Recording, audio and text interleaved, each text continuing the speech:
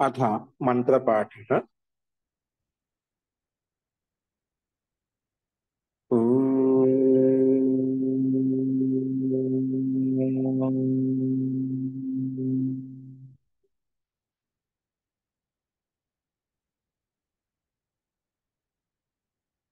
सहनावतु सहनौ भुनक्तु सह वीर्यं करवावहै तेजस्विनावधीतमस्तु मा विद्विषावहै। ओम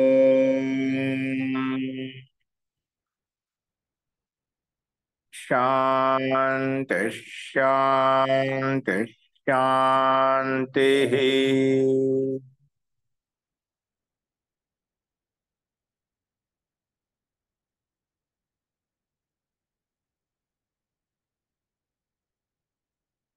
सर्वेभ्यो नमः। అందరికీ నమస్కారం అండి।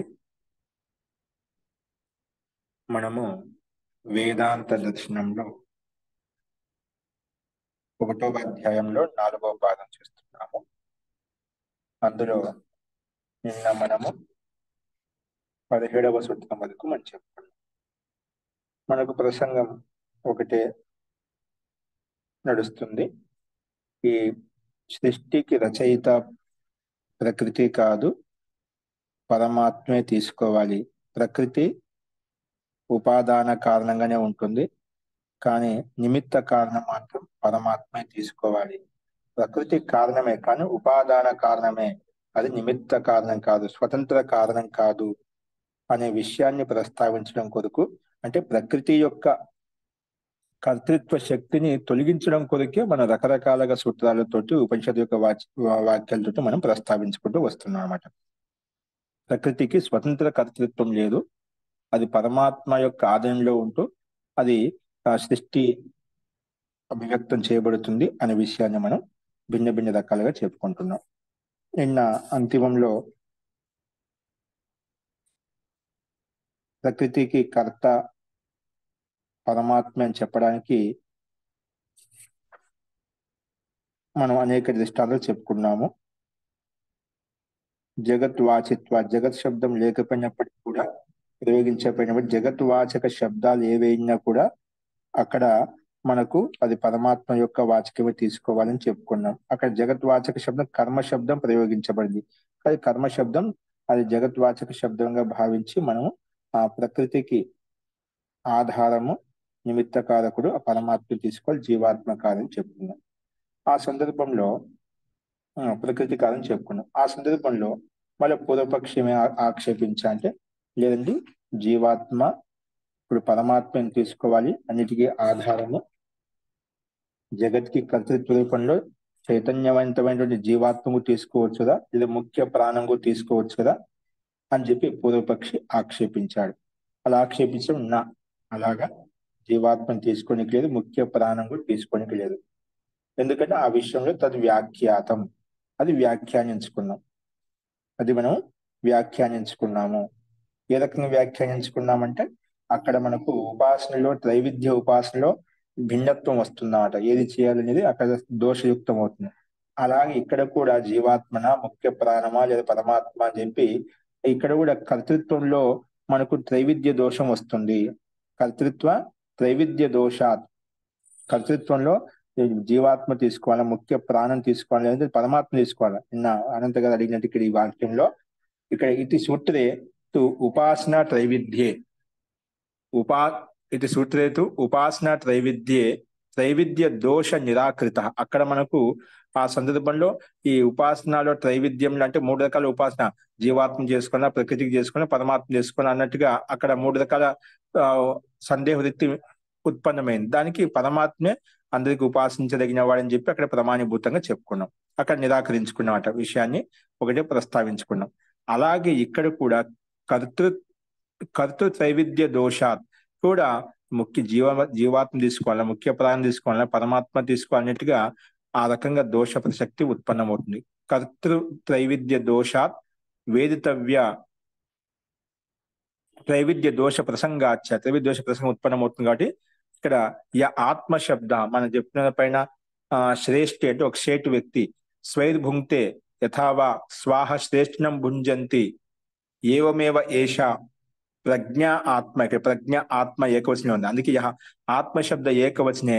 యశ్చ ప్రాణ శబ్ద, ఇక్కడ ప్రాణ శబ్దం కూడా వచ్చిన కింద మనకు మళ్ళా ముఖ్య ప్రాణలింగానికి వచనం చెప్పేటప్పుడు యదా సుప్త స్వప్నం నా కంచన పశ్యతి అథ అస్మిన్ ప్రాణ ఏవ ఏకథా భవతి. ఇక్కడ ప్రాణ శబ్దం వచ్చినట, రెండు కూడా ఏకవచనంలో ఉన్నాయట. కాబట్టి ఇక్కడ మనకు ఆత్మశబ్ద ఏకవచనే. యశ్చ ప్రాణశబ్ద సోపి పరమాత్మ వాచి విద్యయో అత్ర. అందుకే సూత్రంలో నువ్వు ఏదైతే జీవాత్మ తీసుకొని ప్రాణశబ్దాన్ని తీసుకొని ఇక్కడ పరమాత్మక జీవాత్మ లేదా ముఖ్య ప్రాణం తీసుకోవాలనుకుంటున్నావో అది కూడా సందర్భాన్ని బట్టి ప్రకరణాన్ని బట్టి జీవాత్మ యొక్క సందర్భం, అక్కడ జీవాత్మ ఆత్మశబ్దం అయితే వచ్చినది పరమాత్మ యొక్క వాచకమే తీసుకోవాలి.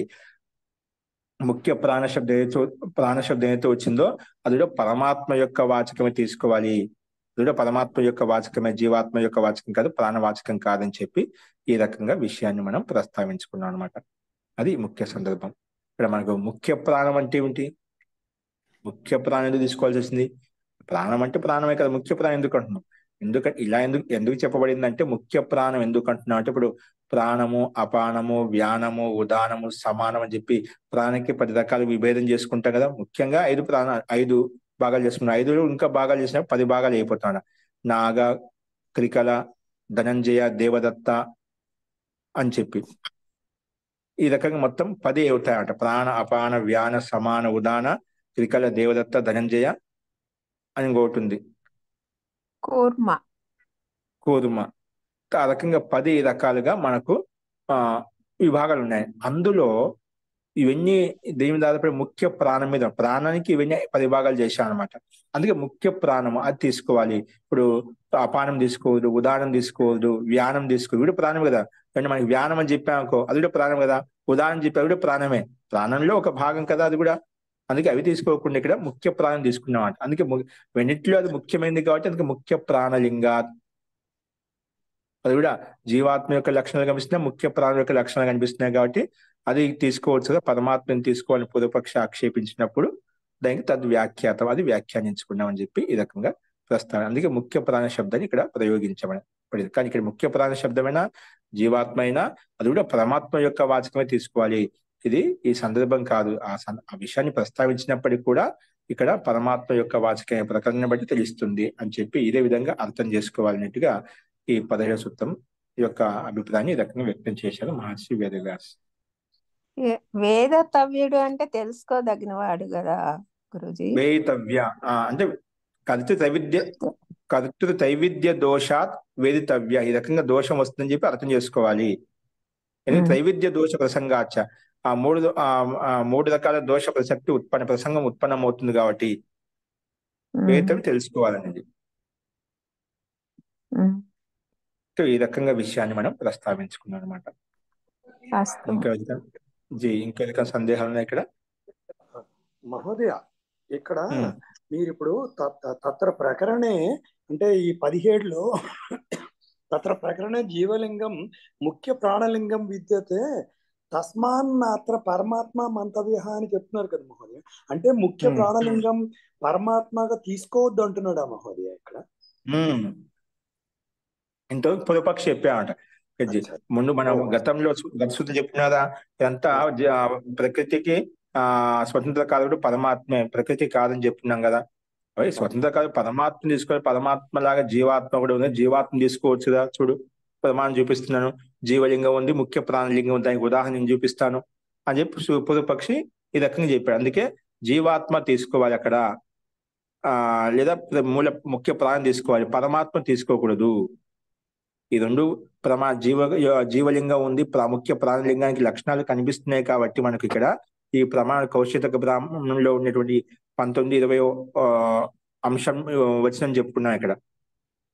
కాబట్టి దీన్ని బట్టి మనకు ముఖ్య ప్రాణలింగం, ఆత్మలింగం జీవాత్మలింగం కనిపిస్తుంది కాబట్టి ఇక్కడ పరమాత్మ తీసుకోకూడదు, జీవాత్మ తీసుకోవాలి, ముఖ్య ప్రాణం తీసుకోవాలి. సృష్టికి కర్త రచయిత అన్నిటిగా ఇక్కడ పూర్వపక్షిక ఆక్షేపం. ఓకే, అస్తు మహోదయ, అవగతం మహోదయ, ధన్యవాదాలు. అలా ఏమైనా అందుకే ఇది చేత్ కేచిత్ కల్పేత, ఎవరి ద్వారా అలా కల్పించినట్లయితే తరిహి తద్ వ్యాఖ్యాతం, అది తత్తు పూర్వం హి ఏతావద్ అంశకం ప్రకరణం వ్యాఖ్యాత, ఇటువంటి విషయం ముందు కూడా అడగబడింది, దానికి వ్యాఖ్యానించుకున్నాం. తద్వత్ అత్రాపి, అక్కడ ఎలా చెప్పుకున్నామో దానికి సమానం ఇక్కడ కూడా వ్యాఖ్యాత విద్య కూడా అదే విధంగా దానికి సమానం అర్థం చేసుకోండి. ఎందుకంటే ఈ సూత్రంలో అక్కడ ఆ సూత్రంలో ఉపనిషత్తున త్రైవిధ్య దోష ప్రసంగాన్ని చేసి నిరాకరించుకున్నాం. ఇక్కడ కర్తృత్వ, ఇప్పుడు ప్రకృతికి కర్తృత్వంలో జీవాత్మ, పరమాత్మ లేదంటే ముఖ్య ప్రాణం చెప్పి 3 రకాల దోషం అది. కర్త ఒకదే ఉంటాం, ముగ్గురు ఉండదు కదా. కాబట్టి ఆ విషయాన్ని దోష ప్రసంగం ప్రాప్తం అవుతుంటే ఇక్కడ లేదు, అది కూడా పరమాత్మ యొక్క వాచకమే తీసుకోవాలని చెప్పి ఇక్కడ స్పష్టం చేశారు అన్నమాట. అది ఇక్కడ గమనించాల్సింది. ధన్యవాదాలు. చూడండి, అయితే నెక్స్ట్ ప్రకృతి అంశరామ. ఈరోజు 18వ సూత్రంలో మహర్షి వేదవ్యాస్ యొక్క శిష్యుడు జైమిని ఆచార్య, ఇది పూర్వమీమాంస యొక్క ప్రణేత. ఓకేనా, ఇది వేదాంత దేశం మహర్షి వేదవ్యాస్ రచించారు కాదు, ఆయన శిష్యుడు పూర్వమీమాంసను ఆయన రచించారంట. సూత్ర రచన కాదు జైమిని మహర్షి జైమిని అనమాట. అస్తు ఇక్కడ అన్యార్థంతో జైమిని, ఇక్కడ అన్యార్థం, ఇంకా ఇక్కడ కాకుండా ఏదైనా జీవ శబ్దం వచ్చింది, ఆత్మ శబ్దం వచ్చింది అనుకోండి, అది అన్యార్థం, అంటే పరమాత్మ కొరకే వచ్చింది. ఏదైనా జీవ శబ్దం వచ్చింది కదా, ముఖ్య ప్రాణం వచ్చింది, జీవాత్మ అర్థం తీసుకోకూడదు, ముఖ్య ప్రాణం చెప్పి అర్థం తీసుకోడు. అన్యార్థంతో జైమిని, మహర్షి జైమిని కూడా ఏమంటున్నా అంటే, అక్కడ ఎలాగైనా ఎక్కడైనా ప్రకరణంలో వచ్చిందనుకోండి, అక్కడ జీవ శబ్దం కానీ, ఆత్మ శబ్దం కానీ, అన్య శబ్దం కానీ వచ్చినట్లయితే నువ్వు అక్కడ ఆ అర్థం జీవాత్మ అర్థం కానీ, ప్రకృతి అర్థం కానీ తీసుకోకూడదు. అది అన్యార్థంతో జైమిని, అది వేరే సందర్భాన్ని అంటే ముఖ్య పరమాత్మని చెప్తుంది. అన్యార్థం అంటే పరమాత్మ కొరికి చెప్పబడిందని అర్థం చేసుకోవాలి. ఎక్కడ ఇంకా వచ్చినా కూడా ఇక్కడే చెప్పుకున్నాం, కరెక్ట్ మనం సిద్ధించుకున్నాం. అలాగే ఇంకా ఎక్కడైనా కూడా వచ్చినా కూడా అన్యార్థం టు జైమిని, అది అన్యార్థం అంటే పరమాత్మ కొరికే చెప్పబడింది, పరమాత్మ యొక్క ప్రసంగం తీసుకోవాలి. సృష్టి యొక్క రచయిత, స్వతంత్రకర్త. అది ఎలా తెలుస్తుంది? అన్యార్థం పరమాత్మ కొరికే అని చెప్పి పరమాత్మ కర్త ధర్త అని చెప్పి ఎలా తెలుస్తుంది? ప్రశ్న వ్యాఖ్యానాభ్యాం, అది ప్రశ్న ద్వారా, ఆ ప్రశ్న అంటే వాళ్ళు అడిగిన ప్రశ్న ద్వారా, ఆ ప్రశ్నకి ఇచ్చిన సమానం ద్వారా మనకు తెలుస్తుంది. అన్యార్థం అంటే పరమాత్మ కొరికే ఆ శబ్దం, ఆత్మ శబ్దం వచ్చింది, ముఖ్య ప్రాణ శబ్దం వచ్చింది, ఇంకా వేరే శబ్దం వచ్చింది, అది పరమాత్మ కొరకు ప్రశ్న వ్యాఖ్యానాభ్యం తెలుస్తుంది. వాళ్ళు ఎవరైనా అడిగే ప్రశ్న అడిగినప్పుడు వాళ్ళు ఏ ప్రశ్న అడుగుతున్నారు, ఏ సందర్భంలో అడుగుతున్నారు, దానికి ఎలా సమాధానం చెప్పబడుతుంది. ఆ ప్రశ్న వ్యాఖ్యానాభ్యం మనకు తెలిసిపోతుంది. అన్యార్థం ఆ పరమాత్మ కొరికే చెప్పబడింది అని చెప్పి. అంతేకాకుండా అపిచ ఏవం ఏకే, వేరే వాళ్ళు కూడా కొందరి యొక్క మతానుసారంగా కూడా కేశాంచిత్ మతానం అనుసారంగా కొంతమంది ఆచార్యుల యొక్క మతానుసారం కూడా ఇదే విధంగా చెప్పబడింది అన్నమాట. అన్యార్థం అంటే ఇక్కడే కాకుండా ఎక్కడైనా కూడా వచ్చినా కూడా ఆత్మశబ్దము లేదా నీకే శబ్దం వచ్చినా కూడా అది పరమాత్మ యొక్క వాచకమే తీసుకోండి, సృష్టికర్త పరమాత్మ తీసుకోండి, స్వతంత్ర కాదు కూడా పరమాత్మ తీసుకోండి, కానీ ప్రకృతి కాదు లేదా జీవాత్మ కాదు అని చెప్పి మహర్షి జైమిని అలాగే వేరే ఆచార్యులు కూడా ఇలాగే ప్రసంగిస్తున్నారు. అస్తు ఇక్కడ అన్యార్థం అనే పదం తీసుకొని చూడు సమానం చెప్పండి. అర్థమైన సూత్రార్థం అన్యార్థం, ఇంకా ఎక్కడైనా ప్రసంగంలో వచ్చినట్లయితే జీవ శబ్దం కానీ ఇంకేదైనా శబ్దం కానీ అది పరమాత్మ యొక్క వాచకం. జీవ శబ్దం ముఖ్య ప్రాశబ్దం అది కూడా పరమాత్మ యొక్క వాచకం ఎలా చెప్పామో అలాగే ఇక్కడే కాకుండా ఇంకా ఎక్కడైనా నువ్వు చూపించినట్లయితే కూడా అది కూడా పరమాత్మ యొక్క వాచకమే. అన్యార్థం పరమాత్మార్థమే అర్థం చేసుకో అని చెప్పి మహర్షి జైమిని కూడా దీన్ని అంగీకరిస్తున్నారు. ఎందుకు ఆయన ప్రామాణిక వ్యక్తి అయినా కూడా ఎంత గౌరవం కదా, తన శిష్యుడికి అది ఒక ప్రామాణికభూతంగా చేసుకొని చెప్తున్నా అంటే ఎంత గురువుకి ఎంత ఆనందం ఉండాలి. మా శిష్యుడు కూడా దీన్ని ఇలా అంగీకరిస్తున్నారంటే ఎంత ప్రామాణిక వ్యక్తి ఉండాలి. అప్పటికి జైమిని గురువు ఉండంగానే తన శిష్యుడు ఈ రకంగా పూర్వమీమాంస రచించి అలా ప్రసిద్ధి చెందాడంటే ఎంత ఆనందం కలుగుతుందండి. ఆయన కూడా ప్రామాణికభూతంగా నేను ఒక్కడనే కాదు, అన్ని వచనకారులే కాదు, మహర్షి జైమిని కూడా మా శిష్యుడు కూడా ఇక్కడ దాన్ని అలాగే అంగీకరిస్తున్న పరమాత్మ యొక్క వాచకం తీసుకోవాలి. ఇంకా ఎక్కడైనా వచ్చినా కూడా అది పరమాత్మ యొక్క వాచకం తీసుకోవాలి. ఎలా తెలుస్తుంది పరమాత్మ యొక్క వాచకం చెప్పి? ప్రశ్న వ్యాఖ్యానాభ్యం, వాళ్ళ ప్రశ్నలు బట్టి వ్యాఖ్యానం, వాళ్ళు చెప్పిన సమాధానం బట్టి తెలుస్తుంది. అంతేకాకుండా అపిచ ఏవం ఏకే, అలాగే ఇంకా కూడా వేరే ఏకే కొంతమంది ఆచార్యులు, సాధకులు, గురువుల ద్వారా, యోగుల ద్వారా కూడా ఇలాగే వ్యాఖ్యానించబడింది, సాధకుల ఋషుల ద్వారా కూడా ఇలాగే అంగీకరించబడింది అని కూడా చెప్పారన్నమాట. చూడండి, భాష్యంగా స్పష్టమవుతుంది. అన్యార్థం తు జైమిని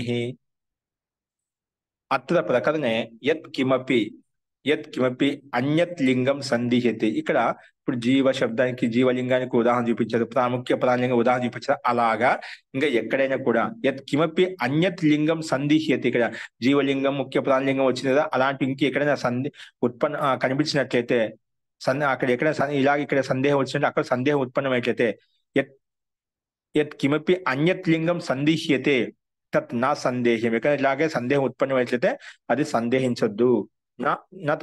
తత్ నా సందేహం, అది సందేహంగా తీసుకోకూడదు. అది కూడా పరమాత్మ వాచకమైన తీసుకో.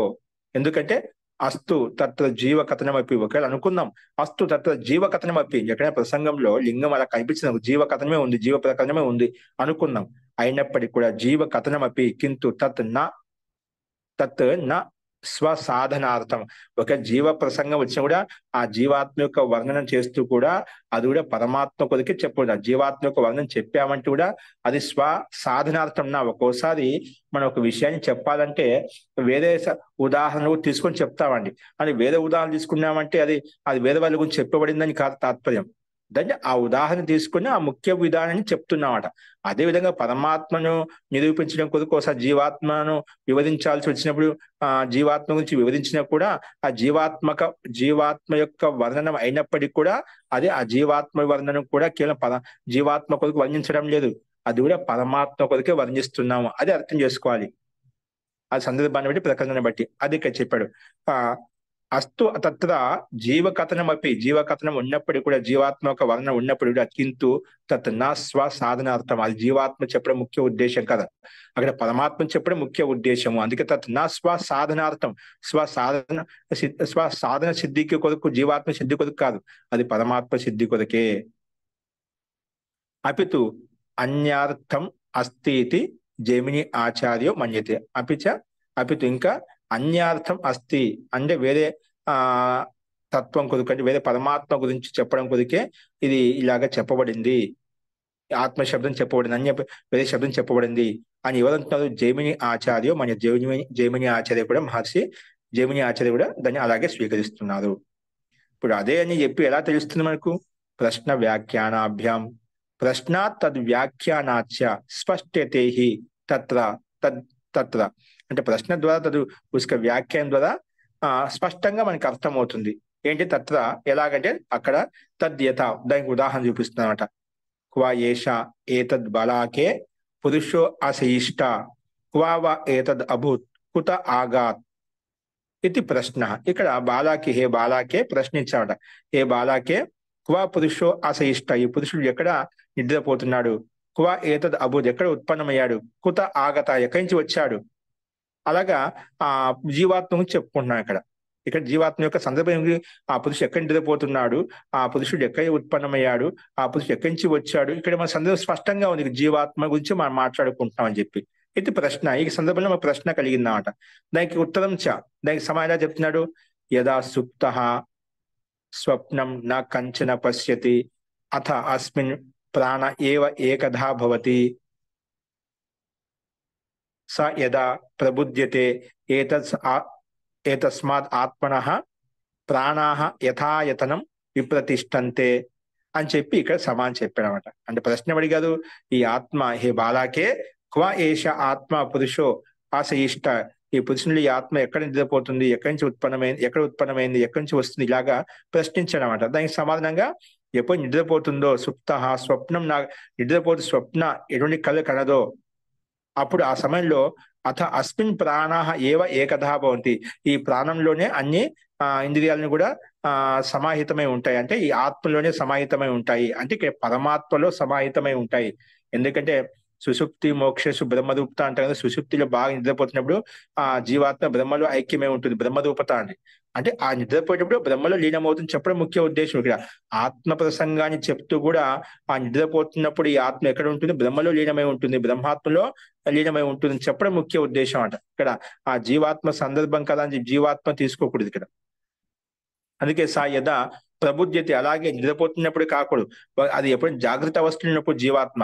సా యదా అంటే జీవాత్మ యదా ప్రబుద్ధ్యతే, అప్పుడు కూడా ఏ తస్మాత్ ఆత్మనః ప్రాణాహ యథాయతనం విప్రతిష్టని చెప్పేసి జీవాత్మ ఈ ప్రబుద్ధంగా జాగ్రత్త అవస్థలో ఉంటుంది.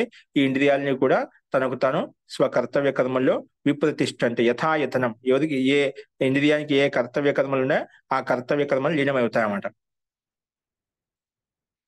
అవన్నీ లీనమైనప్పుడు అవన్నీ ఎక్కడ పనిచేస్తున్నాయంటే ఆ పరమాత్మ యొక్క ఆధీనంలో ఉంటూ ఇవన్నీ గతిశీలంగా ఉంటాయి. పరమాత్మే గతినిస్తున్నాడు.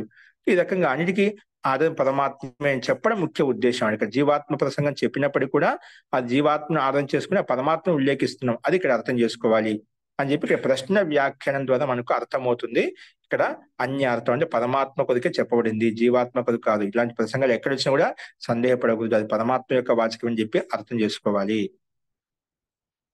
అని ఈ రకంగా ఒక ప్రశ్న చెప్పారు. అపిచ ఇది అలా చెప్పిన తర్వాత అపిచ ఏవం ఏకి, అలాగే ఇంకా కూడా వేరే ఆచార్యులు కూడా ఇలాగే వేరే శాఖ వాళ్ళు కూడా, అంటే వేరే యజుర్వేద శాఖ, ఋగ్వేద శాఖ, సామవేద శాఖ, అథర్వేద శాఖకు సంబంధించిన ఆచార్యులు పండితులు కూడా అపిచ ఏవం ఏకే, కొంతమంది ఆచార్యులు కూడా ఋషులు కూడా ఏకే శాఖినః స్వాపకాలు, కొన్ని శాఖ వాళ్ళు ఏమంటున్నారంటే స్వాపకాలే జీవస్య పరమాత్మని అధిష్టానం, నిద్రపోతున్న జీవాత్మ పరమాత్మ అధిష్టానం అవుతుంది, పరమాత్మలో లీనమైపోతుంది, పరమాత్మతో ఓతపోతం అవుతుంది చెప్పారనమాట. అందరూ వేరే శాఖ వాళ్ళు కూడా స్వాపకాలి జీవాత్మ నిద్రపోతున్న స్వాపకాలే జీవస్య, ఆ జీవాత్మ ఏమవుతుందంట పరమాత్మని అధిష్టానం, పరమాత్మ అధిష్టానం అయిపోతుంది అని చెప్పి ప్రశ్నోత్తరాభ్యం వర్ణయంతి. ఇక్కడ ప్రశ్న ఉత్తర రూపంలో వర్ణించబడింది అన్నమాట. ప్రశ్న ఉత్తర రూపంలో ఎక్కడ ఉంటుంది అంటే పరమాత్మని అధిష్టానం భవతి అని చెప్పి వర్ణించబడింది అన్నమాట. ఎలాగంటే దాని ఉదాహరణ చూపిస్తే తద్యథ య ఏష విజ్ఞానమయ పురుష క్వ ఏష తదా అభూత్ కుత ఏతద్ ఆగాద్. ఇక్కడ వచ్చి అదేవిధంగా ఈ విజ్ఞానమయ జీవాత్మ పురుషుడు క్వ ఏష ఎక్కడున్నాడు, ఏం చేస్తున్నాడు, ఎక్కడ ఉత్పన్నమయ్యాడు, ఎక్కడి నుంచి వచ్చాడు, తథా అభూత్ ఎక్కడ ఉత్పన్నమయ్యాడు, కుత ఏతద్ ఆగాద్ ఎక్కడి నుంచి వచ్చాడు. ఇలాగ ఇక్కడ ప్రశ్న అడగబడింది. ఇది ప్రశ్న. ఉత్తరం దీనికి ఉత్తరం సమానం చెప్పా అంటే య ఏష అంతర్హృదయే ఆకాశ, హృదయంలో ఏష అంతర్హృదయం, మన హృదయంలో ఆకాశం ఏదైతే ఉందో, హృదయంలో అయితే అవకాశం ఏదో తస్మిన్ చేతి, ఈ పురుషుడు అక్కడ నిద్రపోతూ ఉంటాడు. య ఏషో అంతర్హృదయే ఆకాశ, హృదయంలో అయితే ఆకాశం ఉందో తస్మిన్ చేతే, ఈ పరమాత్మ అందులో నిద్రపోతూ ఉంటాడు. హృదయాకాశంలో పరమాత్మ ఉన్నాడని చెప్పిన అస్మిన్ చేతే అని చెప్పి చెప్పుకున్నమాట. కానీ ఈ రకంగా హృదయ అంతర్గత ఆకాశో నా జీవవాచి నా ప్రాణవాచి కింటు పరమాత్మని ఏవ ప్రయుక్త. ఇక్కడ హృదయంలో పరమాత్మ విరాజమానంగా ఉండని చెప్పుకున్నాం. ఆకాశ తస్మిన్ చేతే, హృదయంలో సూక్ష్మంగా ఉన్న, హృదయంలో నిద్రపోతుందా అంటే ఆ పరమాత్మ ఆత్మకు జీవాత్మ ఆదర్శుడు ఆ పరమాత్మ అనమాట. అందుకే హృదయ అంతర్గత ఆకాశ, హృదయం అంతర్గతంలో ఉన్న ఆకాశం ఏదైతే ఉందో నా జీవవాచి, జీవాత్మ కాదు, నా ప్రాణవాచి పైన చెప్పిన విధంగా ప్రాణవాచి కాదు. మళ్ళీ ఏంటి కింటు అది ఏంటంటే పరమాత్మని ఏవో ప్రయుక్త, పరమాత్మలో ప్రయోగించబడింది అని చెప్పి ఇక్కడ స్పష్టంగా చెప్పబడింది అన్నమాట. అందుకే ఎక్కడైనా ఇలాంటి అర్థం ఎక్కడ వచ్చినా కూడా అది పరమాత్మ యొక్క వాచకం తీసుకోవాలి, జీవాత్మ యొక్క వాచకం కానీ అన్య వాచకం కానీ తీసుకోకూడదు అని చెప్పుకున్నాం. ఇలా చెప్పిన తర్వాత అలాగే ఇంకొక అర్థం ఇంకోటి చెప్తున్నాడు, మనం ముందు చెప్పుకున్నాం. దహరో అస్మిన్ అంతరాకాశ అంటే దహరహ అంటే మనం చెప్పుకున్నాం హృదయాకాశంలో దహర శబ్దం, దహర అంటే చిన్న సూక్ష్మంగా ఉంటున్నాం. దహరో అస్మిన్ ఆ దహరో అస్మిన్ అంతరాకాశ, ఇది దహర శబ్దం ఆకాశానికి అంతర్గతంలో ఇంకా సూక్ష్మంగా ఉంటుందన్నమాట. అట్లా మన దహర శబ్దం చెప్పుకున్నాడు. ఎట్ల సుప్తో నా కంచన కామైతే, అక్కడ నిద్రపోతూ జీవాత్మ ఆ పరమాత్మ యొక్క ఆధీనంలో ఆ రకంగా నిద్రపోతూ ఏం చేస్తుంది, ఇక్కడ ఎట్ల సుప్తో ఆ పరమాత్మ సుప్తమైనప్పుడు లీనమైనప్పుడు ఎట్ల సుప్తో నా కంచన కామైతే, జీవాత్మ ఎటువంటి కామం, ఎటువంటి కోరిక ఉత్పన్నం కావడం లేదన్నమాట. పడుకున్నప్పుడు గాఢంగా నిద్రపోయిందన్నమాట. ఎటువంటి కళలు రావడం లేదన్నమాట. ఎందుకంటే అక్కడ నా కంచిన కామం కామయతే, నా కంచిన స్వప్నం పశితి. ఎటువంటి కామన లేదు ఆ స్వప్నంలో, నా కంచిన స్వప్నం చూడటం లేదన్నమాట. ఎటువంటి స్వప్నం చూడటం లేదు. ఇది ఒక వాక్యం అంట బృహదారణ్యకోపనిషత్తు యొక్క. అలాగే ఇక్కడ ఆ సంఖ్య ఇవ్వలేదు మనకు. అలాగే ఇది నెక్స్ట్ వాక్యం అంటే అయం పురుష ప్రజ్ఞానేన ఆత్మన సంపరిస్వక్తో నా బాహ్యం కించిన వేద నా అంతరం. ఎప్పుడైతే అయం పురుష ప్రజ్ఞానేన ఆత్మన సంపరిస్వక్త, ఎప్పుడైతే జీవాత్మ పరమాత్మకు సంపరిస్వక్తం చెందుతుందో అంటే లీనమైపోతుందో అప్పుడు నా బాహ్యం కించిన వేద నా అంతరం. అప్పుడు ఆ జీవాత్మ పరమాత్మలో ఎక్కినప్పుడు నా అంతరికంగా ఏమైనా చూడగలుగుతుంది, నా బహిర్ముఖంగా ఏమైనా చూడగలుగుతుంది. ఏమి చూడలేమంట అంటే ఆ పరమాత్మలో పూర్తిగా ఓతప్రోతం అయిపోతుందన్నమాట. మనం మానసికంగా కూడా అన్ని ఆ లోపల ఆలోచిస్తుంటాం కదా, ఆ లోపలి చూడదు. నా బహిర్ముఖం బయట కనిపించే దృశ్యాలు ఏవైతే అవి కూడా ఏమి ఆలోచించదన్నమాట. ఆ రకంగా ఎప్పుడైతే పురుష అంటే ఆయన జీవాత్మ ప్రకృష్ట జ్ఞానంతో యుక్తమైన ఆత్మతో అంటే పరమాత్మ సంపరిస్వక్తో అంటే లీనమైనప్పుడు అంటే యుక్తమైనప్పుడు అప్పుడు జీవాత్మ నా బాహ్యం కించిన వేద బయట ఉండే పదార్థాల గురించి ఏమీ తెలుసుకోదు, నా అంత లోపల కూడా ఏమీ తెలియసుకోదు అన్నమాట. అదొక తటస్థంగా ఉంటుందన్నమాట. కాబట్టి తస్మాత్ అత్ర పరమాత్మ ఏవ కర్తృత్వేన వేదితవ్యేన చ విద్యయో నా అన్య. అందుకే పరమాత్మనే కర్తృత్వ రూపంలో వేదితవ్య రూపంలో విద్యయో తెలుసుకోవాలి. అదే కర్తృత్వ రూపంలో అదే తెలుసుకోదగినటువంటిది అని చెప్పి విశేషంగా తెలుసుకోవాలి. నా అన్య జీవాత్మ కానీ ముఖ్య ప్రాణలింగం అని చెప్పి కానీ ప్రకృతి కానీ కర్త అని చెప్పి చెప్పుకోదు. ఈ సృష్టికి కర్త ధర్త ప్రళయకర్త ఆ పరమాత్మ యొక్క ఆధీనంలో ఉంటూ ఇవన్నీ రచించబడతాయి, సృష్టించబడతాయి. కాబట్టి ఆ పరమాత్మే స్వతంత్ర కర్త, ఆ పరమాత్మే కారకుడు, నిమిత్త కారకుడు, ఉపాదాన కారక రూపంలో ఈ ప్రకృతి ఉంటుంది అని చెప్పి ఇక్కడ కూడా స్పష్ట కర్తృత్వం. అలాగే తెలుసుకోదగిన వాడు కూడా వేదితవ్యేన, తెలుసుకోదగిన వాడు కూడా విద్యయో ఆ పరమాత్మే నా అన్య వేరే కాదు అని చెప్పి ఇక్కడ ఈ రకంగా విషయాన్ని మనం ప్రస్తావించుకున్నాం అని ఇక్కడ మనకు విషయాన్ని స్పష్టంగా చెప్పబడింది. అంటే జైమిని ఆచార్య అన్య ఆచార్యులు కూడా ఇక్కడ ఏదైనా ప్రసంగం ఎక్కడైనా వచ్చినా కూడా జీవ శబ్దం కానీ ముఖ్య ప్రాణ శబ్దం కానీ ఇంకేదైనా పరమాత్మార్థాన్ని ఇచ్చే అన్య ఆత్మార్థాన్ని ఇచ్చే శబ్దం వచ్చినా కానీ అక్కడ ఆ ప్రకరణం చెప్తూ కూడా అక్కడ ఆ ప్రకరణం చెప్పడం ఆ ప్రకరణం ఉల్లేఖించినా కూడా అక్కడ ఆ ప్రకరణం చెప్పడం ముఖ్య ఉద్దేశం కాదు, దాన్ని ఆధారం చేసుకుని పరమాత్మ గురించి చెప్పడం ముఖ్య ఉద్దేశము. అది ఇక్కడ తారతమ్యపూర్వకంగా అర్థం చేసుకోవాలి అని చెప్పి ఈ సూత్రం యొక్క అభిప్రాయాన్ని మహర్షి జైమిని యొక్క అభిప్రాయాన్ని వ్యక్తం చేస్తూ మహర్షి వేదవ్యాస్ ఇక్కడ ఈ సూత్రం యొక్క రచన చేశారనమాట. కాబట్టి ఈ రకంగా ఈ సూత్రం యొక్క అభిప్రాయం తెలుసుకోవాలి. అయినప్పటికీ మనం బాగా నిద్రపోతుంటాం అంటుంటాం కదా, మనకు చాలా మందికి కళలు వస్తూ ఉంటాయి. ఎందుకు కళలు వస్తుంటాయి? కళలు వస్తున్నాయంటే మనం పగటి పూట మన ప్రబుద్ధ కాలంలో జాగ్రత్త అవస్థలో ఉన్నప్పుడు దినకాలంలో పగటి కాలంలో ఏం చేస్తుంటాం, ఎక్కువగా ఆలోచిస్తుంటామంటే ఎక్కువగా టెన్షన్తో శాంతంగా ఉండి ఏ టెన్షన్ లేకుండా కర్మలు చేసే వ్యక్తికి నీ శాంతంగా నిద్రపోతాడనమాట. మనం అయినా మాటి కళలు వస్తున్నాయంటే మాటికి వస్తున్నాయంటే మనం కూడా ఎక్కువగా ఆలోచిస్తున్నాము, ఎక్కువగా అతి చేస్తున్నాము. ఎక్కువగా ఏవైతే మనము దినంలో చేసినటువంటి క్రియాకలాపాలు కర్మలు ఏవైతే ఉన్నాయో అత్యంత ఓతప్రోతంతో యుక్తమై ఉన్నాయో అవే మనకు రాత్రి కూడా కళల్లో కూడా అవే మనకు రిపీట్ అవుతుంటాయి, అవే తిరిగి వస్తూ ఉంటాయి అన్నమాట. మనకి ఎప్పుడైతే ఆ పగటి కాలం అంతా చక్కగా నీ కర్తవ్య కర్మలు ఏం చేసుకున్నావో రాత్రికి మనశ్శాంతికి నిద్ర కలుగుతున్నమాట. ఎప్పుడైతే మనం మన కర్తవ్య కర్మలు చేయమో అప్పుడే అశాంతి అనేది కలుగుతుందన్నమాట. మనశ్శాంతి ఉండదు, అలాగే చాంచల్యంగా ఉంటుంది, నిద్ర సరిగ్గా పట్టదు, లేనిపోని సంబంధం లేని కానీ కళలు మనకు కనెక్ట్ అవుతూ ఉంటాయి. ఇవన్నీ ఏంటి, మన వర్తమాన సమయాన్ని పగటి సమయాన్ని మనం సదుపయోగం చేసుకోవడమే, మస్తిష్కానికి మనం పని పెట్టకపోవడమే. ఆ మస్తిష్కాన్ని పని పెట్టకపోవడం ఏమవుతుంది, అది అలసిపోదు కాబట్టి నిద్రపోతాం. నిద్రపోకుంటే ఏమవుతుంది, అంతా పరిగెడుతూ ఉంటుంది, ఇక్కడ అక్కడ అన్ని చోట పరిగెడుతుంటుంది. అది మనకు మనశ్శాంతి లేదు, ఆత్మకు మనశ్శాంతి లేదు, మనసుకి మనశ్శాంతి లేదన్నమాట. నిరంతరం గతిశీలంగా ఉంటుందన్నమాట. అందుకే మనం కూడా అస్తవ్యస్తంగా ఉంటాం, లేచినా కూడా మనకు ఏదోలా ఉంటుందన్నమాట, స్ఫూర్తివంతంగా ఉండదు, ఉత్సాహవంతంగా ఉండదు అన్నమాట. అంతా కూడా నిర్లక్ష్యంగా బద్ధకంగా ఉంటుందన్నమాట.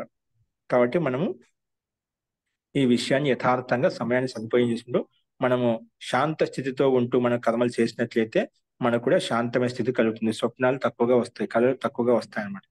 కానీ కళలు కనాలి, కానీ ఆ కళ కనే కూడా ఎలా ఉండాలంటే మన శక్తి సామర్థ్యంలో ఉన్నటువంటి వాటినే మనం చేయగలిగినటువంటి వాటిని కళలు కనమాట. అతి కళలు కనకూడదు అన్న ఆశ ఉండాలి, కానీ అతి ఆశ ఉండకూడదు.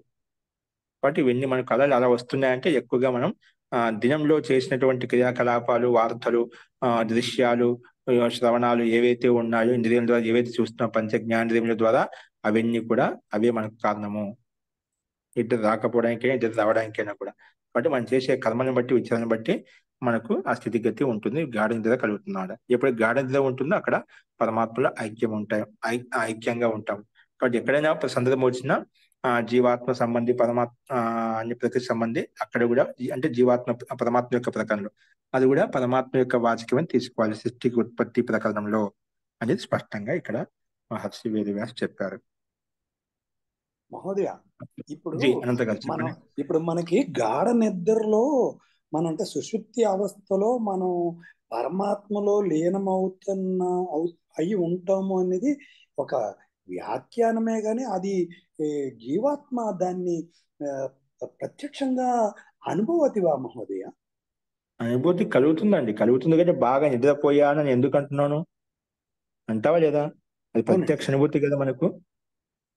నేను అసలు నాకు తెలియలేదండి ఎలా పడుకున్నానో, ఇప్పుడు లేచిపోయి ఇప్పుడు పడుకున్నా ఇప్పుడు లేచిపోయినట్టుగా ఉంటుంది. బాగా గాఢ నిద్రపోయినప్పుడు నీకు అసలుకి ఏమి కనిపించాలి.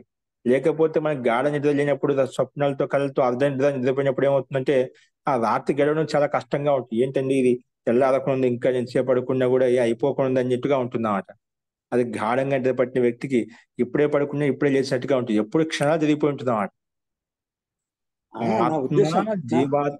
జీవాత్మ పరమాత్మతో ఐక్యమైతుంది కాబట్టే అలా అనుభూతిని పొందుతుంది. కాబట్టి సుఖంగా నిద్రపోయాను, బాగా నిద్రపోయాను, నాకు స్ఫూర్తివంతంగా ఉంది, ఎంత ఆనందంగా ఉందంటున్నాడు. అటువంటి వ్యక్తి పొద్దులు తెచ్చుకోండి ఎంత ఉత్సాహంగా ఉంటుంది బాగా నిద్రపోయిన వ్యక్తి. అందుకే పిల్లలు చాలా మందికి చిన్న పిల్లలు బాగా గాఢ నిద్రపోతారు, తిని పాలు తాగి పడుకుంటారు. కాబట్టి పొద్దులు ఒకసారి లేచినప్పుడు వాళ్ళకి బద్ధకం ఉండదు, బాగా యాక్టివ్ గా ఆడుకుంటూ ఉంటుంది అన్నమాట.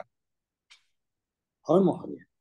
స్ఫూర్తిగా అలాగే ప్రత్యేక మనిషిలో పిల్లలే కాదు ప్రతి ఒక్క మనిషిలో ఉంటూ ఖచ్చితంగా అనుభూతి కలుగుతుంది. మనమే అంటాం చాలా సార్లు, మనం ఎందుకనో అనుభూతి కలిగి నేను బాగా నిద్రపోయాండి, ఇది బాగా నిద్ర పట్టిందండి. అప్పుడు గాఢంగా నిద్రపోయినప్పుడు ఎందుకమని ఇది మనం చెప్పలేదు, మహర్షి సాంఖ్య శాస్త్రం మహర్షి కపిల మహర్షి స్పష్టం చెప్పారు. సుషుప్తిలో, మోక్షంలో, సమాధి అంటే ధ్యాన స్థితిలో ఉన్నప్పుడు ఏకాగ్రంగా ఒక విషయం లీనమైనప్పుడు నీకు గంటలు కూర్చున్న ఆ సాధకులకు సమయం అనేది ఎప్పుడు లేచిపోయి అన్నట్టుగా ఉంటుందంట. ఆ జ్ఞానం అనేది అంత తేలికగా ఉంటుంది, పరమాత్మ కాదు అంత తేలికగా ఉంటుంది, అంత సూక్ష్మంగా ఉంటుంది, తేలికగా ఉంటుంది. అసలు నీకు అత్యంత శాంత స్థితి అనేది మనం మాటలు చెప్పాలి, అంత శాంతంగా ఉంటుంది. శాంతి నిజంగా శాంతి ఇదే అన్నట్టుగా అనిపిస్తుందన్నమాట. అంత శూన్యంగా ఉంటుంది, అంత ఆనందంగా ఉంటుందన్నమాట, అది తేలికగా ఉంటుందన్నమాట. శాంతి అంటే కళ్ళు మూసుకొని మౌనంగా ఉన్నామంటే అది శాంతి కాదు. శాంతి అంటే లోపల మనశ్శాంతి కావాలి. మనసు ఎటువంటి ఆలోచన చేయకుండా స్థిరంగా శాంతంగా ఉండాలి, దాన్ని మనశ్శాంతి అనేది, అది శాంతించామంట. పరమశాంతి అంటే అది అన్నమాట. అప్పుడు మనిషికి అత్యంత ఆనందం కలుగుతుంది. అది సమాధిలో మనం ధారణ ధ్యాన ఏకాగ్రత సమాధికి వెళ్ళినప్పుడు క్రమంగా ఆ ధ్యాన స్థితి ఏర్పడినప్పుడు అది సమాధిలోకి వెళ్ళిపోతుంది. అప్పుడు ఆ సమాధిలో కూర్చున్నప్పుడు నీకు 3 గంటలు 4 గంటలు ఎంతసేపు, అందుకే కొంతమంది సాధకులు రాత్రి సూర్యాస్త సమయంలో కూర్చుంటే మళ్ళీ ఉదయం సూర్యోదయం కలిగేంత వరకు అలాగే ధ్యానమగ్నులు అయిపోయి ఉంటారు అంట. అలా ఒకరికి ఒక రకంగా అభ్యాసం చేస్తూ ఉంటారు. కొంత బ్రహ్మముహూర్తం లేచి 2 గంటలకు లేచేసి 2 గంటలకు కూర్చొని సూర్యోదయం కలిగేంత వరకు ఆ సాధకులు సాధన చేస్తుంటారు అన్న. బ్రహ్మముహూర్తం 2 గంటలకు లేచేసి అని కాలకృత్యాలు తీసుకొని కూర్చుంటేనే మరి సూర్యుడు ఉదయించడానికి లేస్తారు అన్నమాట. ఆ సూర్యకిరణాలు మీద పడ్డప్పుడు అప్పుడు లేస్తారు వాళ్ళు. అంతవరకు వాళ్ళు లీనమై ఉంటారు అన్నమాట. అక్కడ బ్రహ్మలో ఐక్యమైనప్పుడు అలా కూర్చోగలుగుతారు, సామాన్యంగా కూర్చోలేదండి. అలాగే సుషుప్తిలో బాగా గాఢంగా నిద్రపోయినప్పుడు వ్యక్తి కదలకుండా పడుకుంటాడు, కావాలి గమనించండి. అక్కడ ఎటువంటి చలనం ఉండదు అన్నమాట. అందుకే ప్రశాంతంగా లేచినప్పుడు అత్యంత ఉత్సాహం ఉంటుంది అన్నమాట, స్ఫూర్తిగా ఉంటుంది అన్నమాట, నూతనంగా ఉన్నట్టుగా ఉంటుంది అన్నమాట. అది ప్రతి ఒక్కరికి ఆనంద స్థితి కలుగుతుంది, అనుభూతి కలుగుతుంది ప్రతి ఒక్కరికి. మహోదయ, ఇక్కడ నా ప్రశ్న కొంచెం అంటే లేమెన్ క్వశ్చన్, అదంటే ఏం తెలియని వాడు అడిగే ప్రశ్నే. అది ఏంటంటే ఇప్పుడు మనకి పరమాత్మలో లీనమయ్యామనే అనుభూతి జీవాత్మకి కలగదు కదా మహోదయ, కలుగుతుందా? అదే చెప్పానండి, జీవాత్మ అనుభూతి కలుగుతుంది. జీవాత్మ ఇప్పుడు మాట్లాడుతున్న జీవాత్మ చెప్పి ఇప్పుడు నాకు బాగా నిద్రపోయిన మాట ఎవరు చెప్తున్నారు? జీవాత్మ అనుభూతిని పొందింది కాబట్టి జీవాత్మ చెప్తుంది కదా నేను బాగా నిద్రపోయిన మాట, అదే అంటున్నా పదే. జీవాత్మకు అనుభూతి కలిగింది, జీవాత్మకు అనుభూతి కలిగింది కాబట్టి ఆ మాట అంటుంది. మహోదయ, ఆ ఎరుకలో ఉండి చేసేదే కదా ధ్యానం. అప్పుడు ఎరుకలో ఏంటండి? ఎరుకలో ఉన్నప్పుడు చేసేదే కదా ధ్యానం. ఎరుకలో ఉన్నప్పుడు జీవాత్మక అనుభూతి కలుగుతుంది కదా. ఎరుకు అంటే ఈ పదం నాకు అర్థం కాదు. ఎరుకు అంటే ఎరుక మెలకువలో ఎరుక ఉన్నప్పుడు, అంటే జాగ్రత్త అవస్థ మహోదయ. జాగ్రత్త మెలకువలో అవస్థ. ఉన్నప్పుడు, మెలకువలో ఉన్నప్పుడు మెలకువ కాదు, ఎరుక అంటే జీవాత్మ. ఎరుక అంటే అవేర్నెస్ అండి, అవేర్నెస్. సుషుప్తిలో జాగ్రత్త, సుషుప్తిలో జాగ్రత్త మహోదయ. సుషుప్తిలో జాగ్రత్త అవస్థలలో ఒకదానిలో ఒకటి ఇమిడి ఉన్నాయి కదా. ఆ ఇమిడి ఉన్నాడులో సుషుప్తిలో జాగ్రత్త. జాగ్రత్త అవస్థ అంటే మనం ఏం చెప్తాం అంటే ఒక విషయంలో మనం జాగరూకంగా ఉండడం అన్నమాట. అక్కడ ఆ పరమాత్మలో ఇప్పుడు సమాధి అంటున్నామంటే శూన్య స్థితిని కాదు. సమాధిలో ఉన్నప్పుడు జాగ్రత్త అవస్థలో ఉంటాం, సక్రియంగా ఉంటాం, సతర్కంగా ఉంటాం. ఇక్కడ ఒకే విషయంలో ఉంటాం. పరమాత్మ ధ్యానంలో ఒకే విషయం లీనమై ఉంటాం అన్నమాట. అది జాగ్రత్త అవస్థ. జీ సుషుప్తిలో జాగ్రత్త అవస్థ అంటే మనం ఎరుకలోనే ఉంటాం కదా మహోదయ. ఎరిగి ఉంటాం, ఎరుక అంటే ఎరిగి ఉంటాం, తెలుసుకోవడం. అవును, అప్పుడు మనకి అనుభూతి కలుగుతుందో తెలుస్తుంది కదా మహోదయ. తెలుస్తుంది ఆ పరమాత్మ తెలుస్తుంది కాబట్టి నువ్వు ఆ మాట తర్వాత లేచిన తర్వాత విత్తానవస్థలో ఆనందం కలుగుతుంది, కలుగుతుందండి. అంటే మహోదయ, ఇక్కడ నాకు తెలియవలసిన విషయం ఏంటంటే, ఇప్పుడు సుషుప్తి అవస్థలో మనకి పరమాత్మలో లీనమై ఉంటామో అలాగే కూడా మనం ఒక సమాధిలో కూర్చున్నప్పుడు ఇంద్రియాలన్నీ పక్కన పెట్టి భగవంతుని మీద ధ్యానం కేంద్రీకరించాలనేది ఉద్దేశం మహోదయ. దాని తనక ఉద్దేశం అదే. అవి ఎప్పుడైతే మన ఇంద్రియాలను కూడా శాంతమైనప్పుడు ఆటోమేటిక్ గా ప్రాణం నుంచి ఆత్మలో లీనమైపోతాయి. ప్రాణమే ఇప్పుడు ప్రాణంలో, ఇంద్రియాలని ప్రాణంలో లీనమైపోతాయి. మనం చెప్పుకున్న ప్రాణేషు ఏకథా భవతి, ప్రాణంలో మొత్తం లీనమైపోతాయి అన్నమాట. అప్పుడు ప్రాణం ఎక్కడ ఉంటుంది? ఆత్మలో లీనమైపోతుంది అన్నమాట.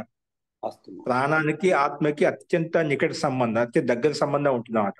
ఎప్పుడు ప్రాణంలో ఓతపోతమయ్యాయో అక్కడ నీకు ఆ పరమాత్మ జీవాత్మ లీనమైతేమాట అత్యంత తేలికమైన స్థితి నీకు కలుగుతుంది. అప్పుడు అత్యంత శాంత స్థితి కలుగుతుంది. అప్పుడు నీకు అన్ని స్తబ్దం అవుతాయి.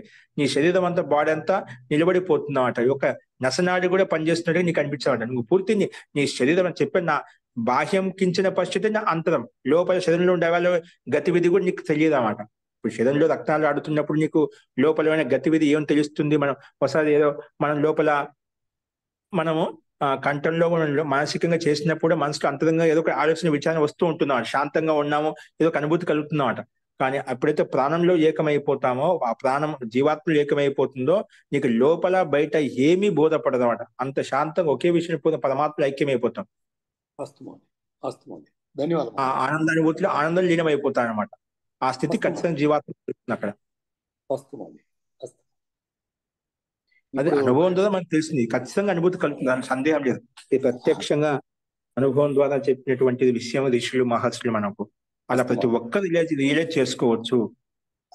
అంటే ఇప్పుడు ఏదో ధ్యానం నా బాహ్యం కించిన నా అంతరం అని చెప్పి స్పష్టంగా అది నిజంగా అలా కలుగుతుందండి, వాస్తవంగా అలా కలుగుతుంది అన్నమాట. నిజంగా మనం ఒక్కొక్క స్టెప్ దాటుకుంటూ వెళ్ళినట్లయితే ఇంద్రియాలను పూర్తి నిలబెట్టేసిన యోగ అంటే చిత్తవృత్తి నిరోధ యోగ. అక్కడ అప్పుడు యోగంలోకి వెళ్ళిపోతాం. అప్పుడు మీకు ఆ బ్రహ్మలోకి ఐక్యమైనప్పుడు ఒక అత్యంత లోపలికి ప్రవేశిస్తాం. అక్కడ ప్రవేశించడం బయటికి రావాలని కష్టం అయిపోతున్నాను.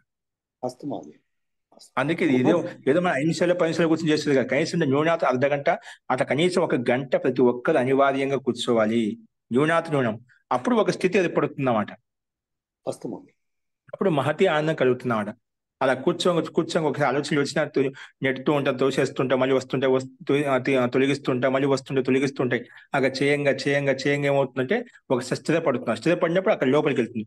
ఒక్కసారి మనకు అనుభూతి కలిగిన క్షణకాలం కూడా అప్పుడు అదే స్థితిని పొందడం కొరకు నీకు మళ్ళీ సహజంగా నువ్వు ప్రయత్నం చేస్తావన్నమాట.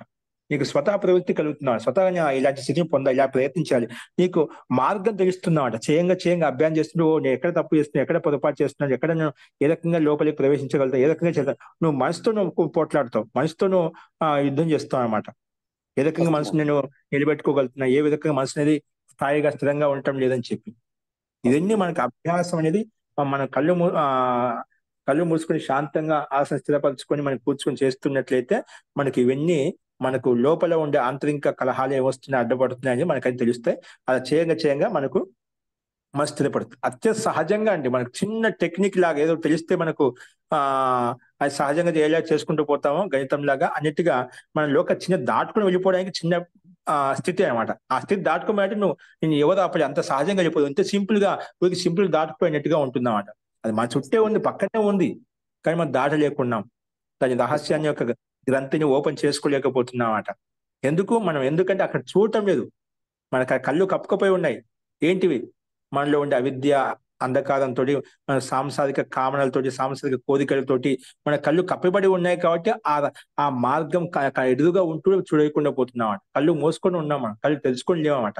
అందుకే మెరుకు అని చెప్పి ఒక శబ్దం చెప్పిందా, మనం మెరుకోకున్నప్పుడు అన్ని స్పష్టంగా కనిపిస్తాయి, సహజంగా దాటుకొని పోతామన్నమాట. అది దాటుకోలేకపోతున్నా ఎదురుగా ఉన్నా కూడా అంటే అని చెప్పారా, ఆ పరమాత్మ ఎక్కడ ఉన్నాడంటే పరమాత్మ మనలో ఉంటూ మనకంటే భిన్నంగా ఉన్నాడు. ఆ జీవాత్మ కూడా పరమాత్మలో ఉంటే ఆ పరమాత్మ భిన్నంగా ఉంది. అలాగే మనం కూడా ఈ ఆత్మ కూడా మనం ఎందుకు మన స్వరూపం చూడలేకపోతున్నాం అంటే మన మనసంతా ఇంద్రియాలకు అమలు, మన ఆత్మకంతా తనలో సాంసారిక విషయవాసన పట్ల ఆకాంక్షతో కోరుకొని ఉన్నామట. ప్రతిదీ మనం కళ్ళు మూసుకున్నా కూడా ఏదో ఒక కామన కోరిక ఏదైతే ఉందో, మన ఆలోచనలు ఏవైతే అవే మాటకు తిరుగుతూ ఉంటాయన్నమాట. లేదా ఉదయం సాయంత్రం చేసిన క్రియాకలాపాలు ఏవైతే ఉన్నాయి, కర్తవ్య కర్మలు ఏవైతే ఉన్నాయి, ఏవైతే చేశామో అవే మనకు మనసులో మెదుగుతూ ఉంటాయి. అవి మనసులో నిరంతరంగా గుర్తుకొస్తూ ఉంటాయి, వాటి మాటగా రిపీట్ చేస్తూ ఉంటాం. అందుకే ధ్యానం చేయడానికి స్థితి ఎలా ఉంటుందంటే, మనం ధ్యానం చేయాలని సంకల్పం చేసిన అర్ధగంట నుంచి ముందు ప్రిపేర్ కావాలి. మానసికంగా కూర్చోడానికి ముందు నుంచే ఇప్పుడు నుంచి ఇలా కూర్చోవాలి, ఈ విధంగా కూర్చోవాలి, ఇవన్నీ ఆలోచన పక్కన పెట్టాలి, ఏమైనా దీనికి సంబంధించినటువంటి మధ్య ఎటువంటి వ్యవధానం లేకుండా ముందుగా నేను అన్ని వ్యవస్థితంగా చేసుకోవాలి. అట్లా ముందుగానే మానసికంగా ప్రిపేర్ కావాలి. మానసికంగా ప్రిపేర్ అయ్యి కూర్చున్న వెంటనే నీకు త్వరగా స్థితి కలుగుతుంది. అర్ధగంట లోపల త్వరగా మనసు కేంద్రీకరించబడుతుంది. ఆ కూర్చున్న కాలంతో నీకు మనశ్శాంతిగా ఉంటుందన్నమాట. ఆంతరిక స్థితి లోపల ఉండే వృత్తాలన్నిటి కూడా మనం నిలబెట్టుకోగలుగుతాము. ధన్యవాదాలు. కానీ ఆ ప్రయత్నం మనము చెయ్యాలి అనమాట. ఆ రకంగా చేయంగా అభ్యాసం చేస్తే మనకు స్పష్టమవుతుంటుంది అన్నమాట. కాబట్టి అది మనము అభ్యాసం ద్వారానే మన యొక్క స్థితిగతి లోపలికి ప్రవేశించే విధానం తెలుస్తుంది. అందుకే అది నిరంతర అభ్యాసం అనేది దానికి ముఖ్యమైనటువంటి ప్రయత్నం. ఆ ప్రయత్నంలో మనకు ఎల్లప్పుడూ కూడా ఈ రోజా రేపా ఎల్లుండని కాదు, ప్రతి నిత్యము నిరంతరంగా చేస్తున్నట్లయితే మనకు ఆ లోపలికి ప్రవేశించేటువంటి విధానం అది ఈ రోజు కలగవచ్చు, రేపు కలగవచ్చు, ఒక వారంలో కలగవచ్చు, ఒక నెలలో కలగవచ్చు. మనం చేసే ప్రయత్నాన్ని బట్టి ఉంటున్నమాట. చక్కగా ప్రయత్నం చేసి సమర్పణ భావంతో ప్రయత్నం చేసినట్లయితే సహజంగా లోపలికి ప్రవేశిస్తాం. ఆ లోపలికి ప్రవేశించినప్పుడు ఇదంతా శరీరం అంతా ఒక కవచం లాగా నీకు స్పష్టంగా అనుభూతి కలుగుతున్నమాట. ఇది స్పష్టంగా నీకు అనుభూతి కలుగుతుంది. ఎప్పుడైతే నువ్వు ప్రాణం మీదకి వెళ్ళిపోయావో, ప్రాణంలోకి వెళ్ళిపోయి ఇంద్రియాలను కూడా ప్రాణం మీదకి వచ్చేసావో, ఆ ప్రాణ ఆత్మతో ఐక్యం అయిపోతుంది. ఇంద్రియాలు ప్రాణం మీదకి వచ్చినప్పుడు ఇంకా ఆత్మ పక్కకు పోవడానికి ఆత్మ కూడా, ఎందుకంటే ఆత్మ ఇష్టపడింది కాబట్టి ఇంద్రియాలు పనిచేస్తున్నామట.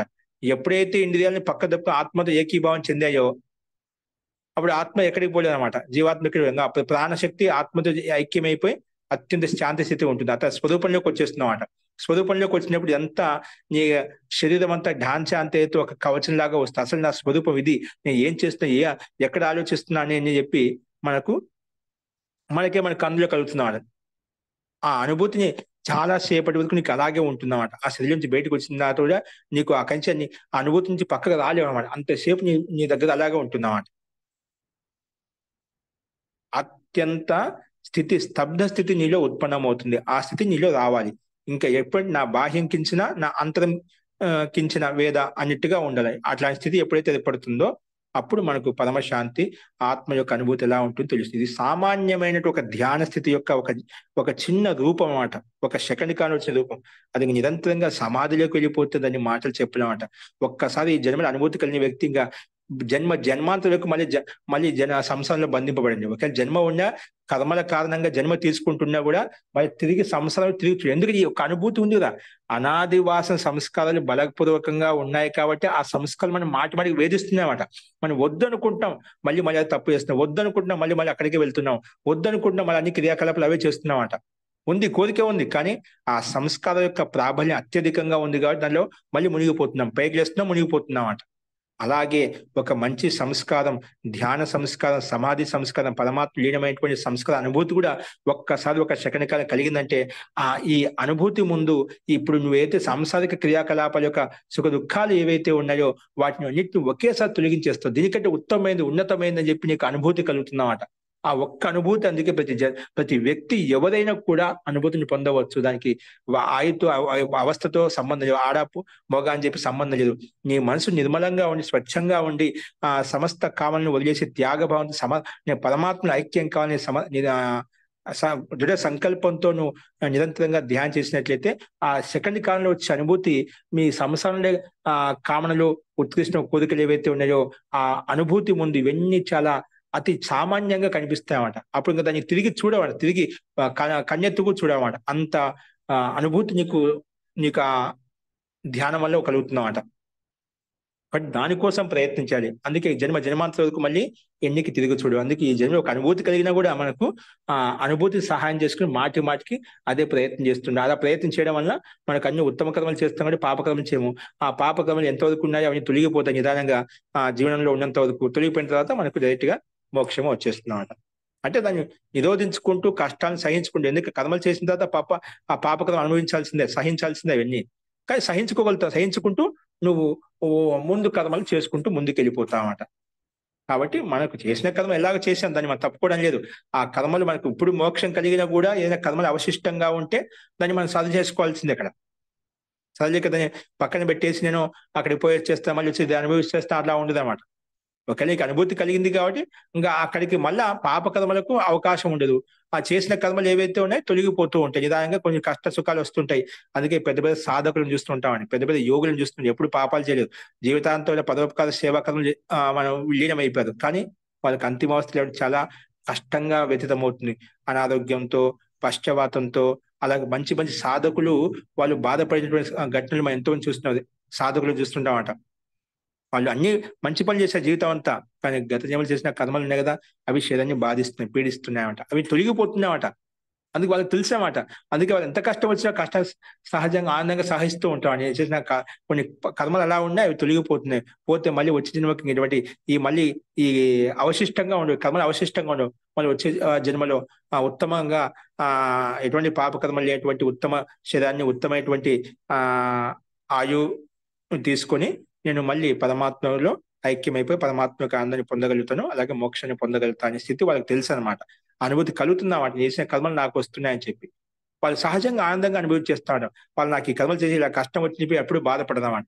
కాబట్టి దాని గురించి బాధపడకుండా భూతాన్ని గురించి వదిలిపెట్టి మనం వర్తమానంలో మనం అలా కర్మలు చేసినట్లయితే ఆ ఆనందం యొక్క అనుభూతి నీకు కష్టాన్ని కూడా సహజంగా సహించేటువంటి శక్తి సామర్థ్యాన్ని ఇస్తుంది, ఆనందాన్ని ఇస్తుంది, పరమానందాన్ని ఇస్తుంది అన్నమాట. కాబట్టి ఆ ప్రయత్నం మనం అందరం ప్రయత్నం చేసినట్లయితే అందరికీ ఆనందానుభూతి కలుగుతుంది అన్నమాట. కాబట్టి నిరంతరంగా మనకు మనసు కలిగినా కలగపోయినా, అందుకే మనం ఈ సమయంలో నిరంతరంగా 1 గంట మీకు మనసు కలిగినా కలగకపోయినా అభ్యాసం చేసుకోండి. అది చేస్తూ ఉండే నువ్వు చేసిన కర్మ అనేది వ్యర్థం కాదు. నువ్వు చేసిన కర్మ ఎప్పుడు కూడా వ్యర్థం కాదు. ఇప్పుడు ఏదా అంటే ఒక మంచినీళ్ళు ఉన్నాయండి. మంచినీళ్ళలో మనము ఉప్పు వేసాం లేదా పంచదార వేసాం. ఏం వేసామండి? కొంచెం పంచదార వేసాం, వేసాం. ఆ నీళ్ళ యొక్క శాతం ఎక్కువగా ఉండడం వల్ల ఆ ఉప్పు కానీ పంచదార కానీ అది దాని యొక్క ప్రభావం చూపిస్తుందా? అసలు చూపించదు. అది చూపించదంటే అక్కడ దాని యొక్క ఉప్పు శాతం లేదా, అక్కడ ఆ పంచదార శాతం లేదా, ఉంది, ఆంశిక రూపంలో ఉంది. ఎలా ఉందండి? ఆంశిక రూపంలో నువ్వు చేసిన అది దాని శక్తి సామర్థ్యం బట్టి ఎంత చూపించా అంతే చూపిస్తుంది. అది మనకు ఆ నీటి శాతం ఎక్కువగా ఉండడం వల్ల మనకు ఆ ఉప్పు శాతం లేదా ఆ పంచదార శాతం తీయదనం కానీ ఉప్పు అనేది మనకు అనిపించదు అక్కడ. కానీ దాని యొక్క ప్రభావం లేదా, దాని యొక్క ఆ అంశం దాంట్లో లేదా, ఉంది. అలాగే నిరంతరంగా అంటే ఆ కర్మ మనం చేసిన కూడా మనం చేసిన కర్మ అక్కడ ఉంది, అవశిష్టంగా ఉంది. అలాగే చేయంగా ఒకరోజు దృఢపడుతుంది, బలపడుతుంది. అది నీకు ఒకరోజు అలాంటి ప్రభావాన్ని చూస్తుంది. ఆత్మ యొక్క అనుభూతిని కలిగేస్తుంది, ఆత్మానందాన్ని కలిగేస్తుంది, పరమానందాన్ని కలిగేస్తుంది అన్నమాట.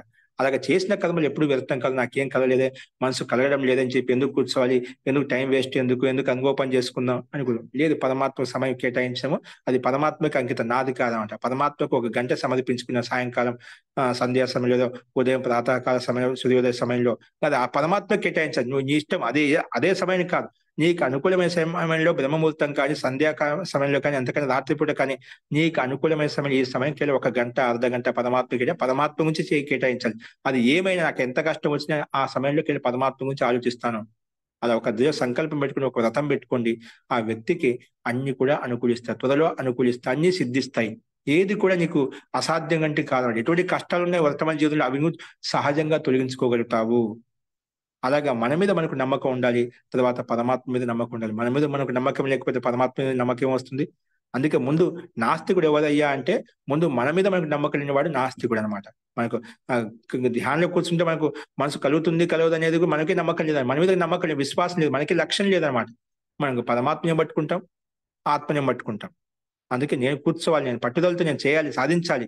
అది నేను చెప్పింది, ఋషులు చెప్పింది, శాస్త్రం చెప్పింది, వేదం చెప్పింది, పరమాత్మ యొక్క వాణి అయినటువంటి వేద శాస్త్రం మనకు బోధిస్తుంది. అనేక ఋషి మహర్షులు చెప్తున్నది మనకు.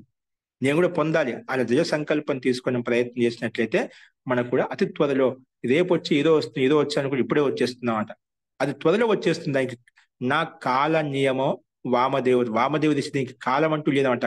1 రోజు పడుతుంది, 1 నెల పడుతుంది, 1 సంవత్సరం 6 నెలలు పడుతుంది, 1 సంవత్సరం పడుతుంది, లేదా 5 ఏళ్ళు పడుతుంది. అలా సమయం లేదు.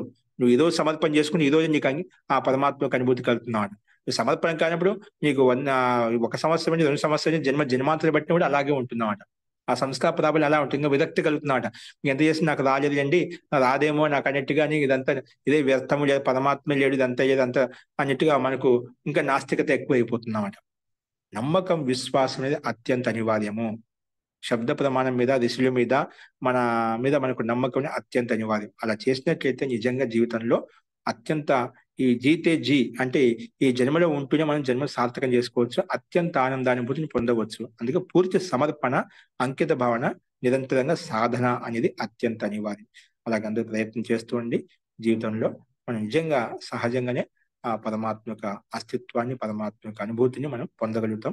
దాన్ని ఆరాధన చేసుకునే అనుభూతి మనలో ఒకసారి అంకితం అయిపోయిందా, స్టాప్ ముద్ర పడిపోయిందా, అది నీ సంస్కారం ఉండిపోయింది. ఆ అనుభూతిని సహాయం చేసుకుని మనకు ఏదో అంటారు కదా, పైకి ఎక్కడానికి మనకు ఒక తినక చాలు, లేదా ముందుకెళ్ళడానికి ఒక చిన్న ఆదరణ చాలు. ఒక ఆదరణ ఉంటే చాలు, నేను బయకి వెళ్ళిపోతా అంటామంట. అలాగా ఆ ఆనందానుభూతి యొక్క ఒక చిన్న సంస్కారం నిలో ఏర్పడినప్పుడు దాన్ని బేస్ చేసుకుని ఇంకా ఒక్కొక్క మెట్టు ఎక్కుంటూ ముందుకు వెళ్ళిపోతామంట. యథార్థమైన జ్ఞానం కలుగుతుంది కాబట్టి ముందుకెళ్ళిపోయి ఇంకా ఉత్కృష్టమైన స్థితిని పొందుతూ ఉన్నతమైన లోకాలను పొందుతూ అలాగే పరమాత్మను పొందగలుగుతామంట. అలాగా అనేక జీవితంలో అనేక రహస్యాలను, బ్రహ్మాండం యొక్క రహస్యాన్ని, పిండం యొక్క రహస్యాన్ని, అనేక రహస్యాన్ని తెలుసుకుంటూ పరమానందాన్ని పొందగలుగుతామంట. అది మనకు ఇవన్నీ ఈ రకంగా ఆత్మతత్వాన్ని తెలుసుకోవాలని చెప్పి ఇవన్నీ రకరకాల ప్రయత్నాలు మనం చెప్తున్నాం. అందుకే ఏది ఉపాసించదగిన వాడంటే ఆ పరమాత్మ ఉపాసించదగిన, పరమాత్మ అన్నికి కారకుడు అని చెప్పి, అందుకే పరమాత్మ యొక్క వైభవాన్ని అన్ని రకాలుగా పరమాత్మ చెప్పుకుంటూ వస్తున్నాడు. అందుకే ఆ పరమాత్మ యొక్క వైకృష్టత్వాన్ని చెప్పడం, ఉత్కృష్టత్వాన్ని చెప్పడం కొరికే అంత ఆ పరమాత్మ అని చెప్పి శంకరాచార్యుడు అందులో ఓతపోతమయ్యాడు కాబట్టి, అతను లీనమయ్యాడు కాబట్టి అందుకే అంత కూడా పరమాత్మ అని చెప్పాడట. కాబట్టి మనకు ఆ స్వరూపాన్ని అర్థం చేసుకోవడం కోసం దృఢ సంకల్పంతో ప్రయత్నం చేయాలి. అస్తు. సో మనం ఈ రకంగా 18వ సూత్రం చెప్పుకున్నాము. అలాగే ఇదే విషయంలో దీన్ని పుష్టి చేయడం కొరికే పైన చెప్పిన విషయాన్ని ఆ పరమాత్మ కర్త రూపంలో పుష్టి చేయడానికే ఈ సృష్టికి అంతా కూడా పరమాత్మే కర్త అని చెప్పడం కొరికే వాక్యాన్వయ, కొన్ని చోట్ల వాక్యాన్వయం ద్వారా కూడా మనకు తెలుస్తున్నాం. అంటే కొన్ని చోట్ల ఆత్మ శబ్దము, ఇంకోటి జీవాత్మ ఆ ప్రకృతి శబ్దం, ఇంకేదైనా ముఖ్య పదార్థ శబ్దం అలాంటివి వచ్చినప్పటికీ కూడా పూర్వవాక్యాన్ని బట్టి, పదవాక్యాన్ని బట్టి మనకు వాక్యాన్వయం చేత అన్వయం చేసుకున్నప్పుడు మనకు స్పష్టమవుతుంది అక్కడ కర్తృత్వ రూపంలో పరమాత్మ తీసుకోవాలి, అన్యవాచకం కాదని చెప్పి మనకు వాక్యాన్వయాత అనే సూత్రం ద్వారా తెలుస్తుంది. అదేంటో మనం రేపు చెప్పుకుందాం, అంటే సోమవారం చెప్పుకుందామండి. అస్తు. ధన్యవాదాలు మహోదయ. అస్తు. శాంతి పాఠ.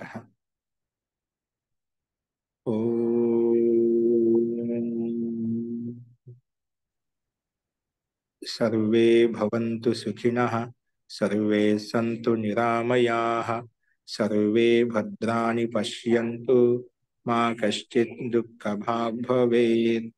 ఓం శాంతి శాంతి శాంతి. నమస్తే మహోదయ, ప్రణామని. నమస్తే మహోదయ. ఓం నమస్తే.